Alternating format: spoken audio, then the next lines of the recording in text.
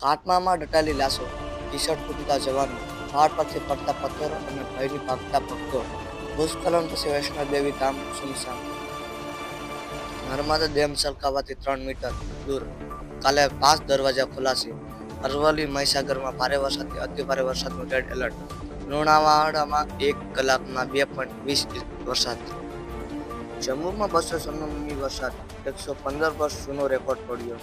ગુદાસર પૂરમાં ફસાયેલા 400 વિદ્યાર્થીઓ અને શિક્ષકોનું રેસ્ક્યુ. સાબરકાંઠામાં વરસાદનો વિરામ, જળાશયોમાં પાણીની આવક ઘટી. જિલ્લામાં અત્યાર સુધીમાં 111% વરસાદ. ગણેશજીની મૂર્તિ પર ઈંડા ફેંકનાર ત્રણેયની ધરપકડ. એક કાયદાના સંઘર્ષમાં આવેલો સગીર. સીસીટીવીથી આરોપી પકડાયા. ઘટના બાદ વિરામમાં પેટ્રોલિંગ અને બંદોબસ્ત વધારાયો. ગુજરાતના તમામ તાલુકામાં દિવ્ય ભાસ્કર ડિજિટલ સાથે જોડવાની તક.